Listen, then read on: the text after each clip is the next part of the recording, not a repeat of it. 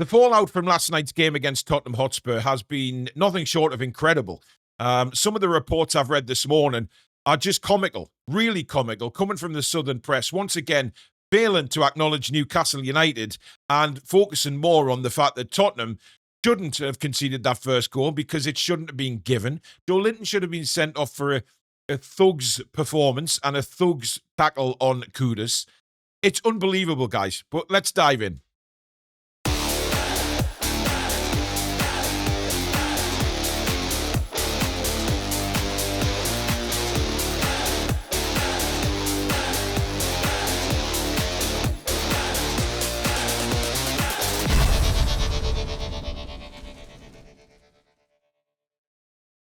Hi, everybody. Welcome back to the Toon Review. My name's Paul. This is your latest Newcastle United news.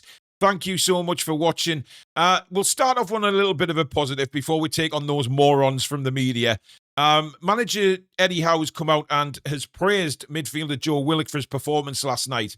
Now, look, was it an outstandingly brilliant performance from Joe Willock?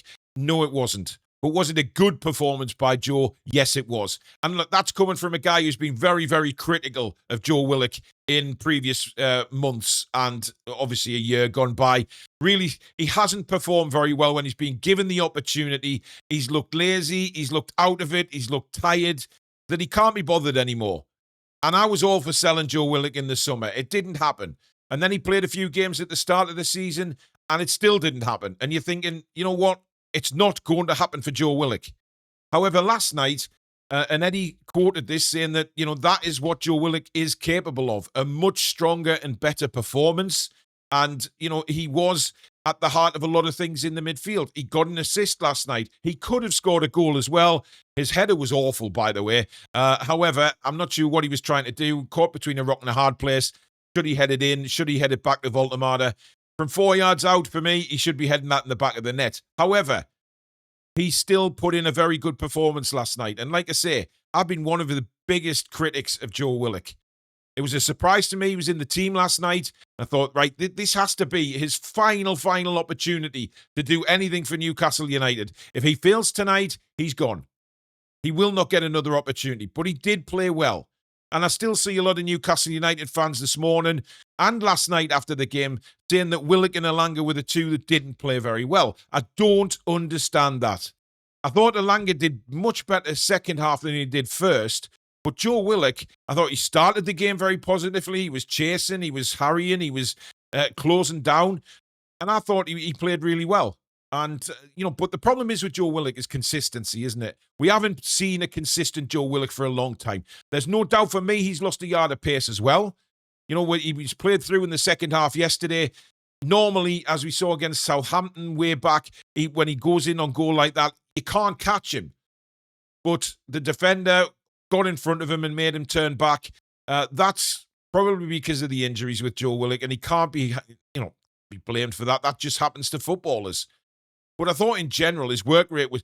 That's the more important thing for me, that I actually saw work rate from Joe Willock last night, which I haven't seen in a lot of previous games. And that impressed me. So long may that continue. But the problem Joe's got is trying to get back ahead of Miley and back ahead of Ramsey. Because for me, the Premier League side, he's got a long way to go before we see him back anywhere near a starting 11 in the Premier League. That's a certainty.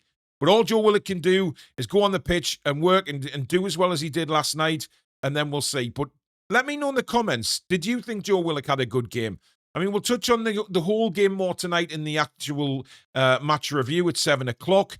When we'll do the player ratings, etc. We'll take a deeper dive into the game. But let me know in the comments what you thought about Joe Willock. Now let's get on to these knobheads, shall we, in the media. And I'm saying knobheads. I could say a lot worse to them, to be honest. But my God... The bias they hold towards the cartel is absolutely sickening. It really is. It makes me want to throw up in a bucket.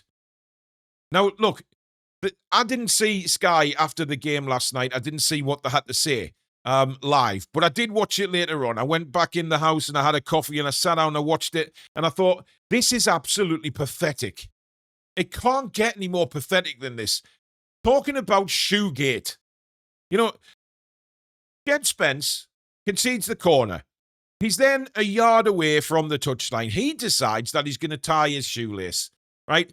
Now, the referee has asked Tonali to take the free kick, take the corner, numerous occasions. But Tonali waits, and then he takes it when Jed Spence has finally fastened his lace. Now, Tottenham complain then, the ball is in the back of the net, they weren't ready. Who gives a shit?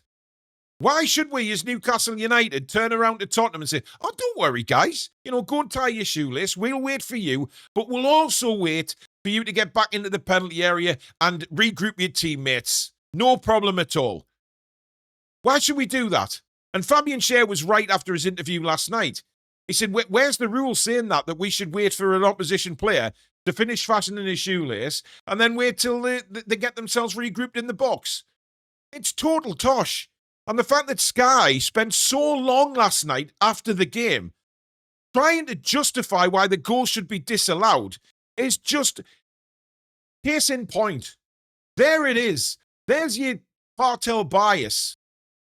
That wasn't the reason Tottenham lost the game last night. They lost their heads in numerous occasions, but that was never brought up. The whinging, the diving, everything went against Tottenham. They were straight to the referee. It was laughable. And then the turn on Joe Linton, calling him a thug, saying it should have been a red card. I mean, dear God, what is football turning into if that was a red card? Yes, it was a foul. Yes, probably a booking. But it was Kudus that lost his rag with Joe Linton, not the other way around. Joe Linton's defending himself, which he's perfectly entitled to do. And quite frankly, then the Spurs players come in and absolutely shit themselves and hide behind each other when Joe Linton confronts them. Real strong men, let's hide behind teammates who are taller than me so Joe Linton can't see me, but I'll fire abuse over his shoulder. Joke of a football club right now. You're embarrassing yourselves, quite honestly. And trying to say that a player should have been sent off. Give your heads a shake, please. Because you know what? We got in Tottenham's faces last night. We played a very high-intensity game, most of it. I thought the last 10 minutes of the first half, we did sort of tire a little bit and looked like we were going to concede, but we didn't. We held our own, and I thought we saw the game out very well. And then they try and find a foul somewhere in the build-up. They've tried and find a foul in the build-up for the second goal as well. They just nitpick to try and find reasons why Newcastle United shouldn't win football matches. And I just wish people would sod Sky off, because they're a joke. They are a joke. And they keep on doing this time after time with Newcastle United. That, oh, you shouldn't have scored this, and this. Honestly, I don't know what Newcastle United have done to these people, but quite frankly, we don't deserve any success if you work for Sky or you're a pundit. You cannot find it in yourselves to praise Newcastle United. Now, ITV, on the other hand, had Andy Cole and Les Ferdinand there, who both said that the goal should have stood. There's no problem with either goal. And they didn't even bring up Joe Linton's tackle. So why is Sky highlighting all this instead of focusing on maybe Tottenham not taking the chances, not doing it the right way? What about getting in the referee's face? Concentrate on the game instead of whinging, and you might actually get somewhere. It's mad. But listen, we're not going to see the end of this. This is just going to continue as we get more successful, to be honest. So we'll just have to put up with it, I guess. But it's laughable. It's laughable. It's pathetic. But it all seems to stem from Sky. It really does stem from Sky. With whoever they've got on at the time, they always try their best to make it somebody else's fault. And it's a bit mad. Anyway, let me know in the comments below what you think of the stories today. And of course, don't forget, we're back at 7 o'clock tonight for the match review, where we will look at the player ratings, take a much deeper dive into the game itself as well. And we're also going to look ahead to the West Ham game on Sunday. But that is it for now. Have a cracking day. Don't forget to give it a like, and please do subscribe if you're new to the channel and you like what you see. And we'll see you very soon. Take care.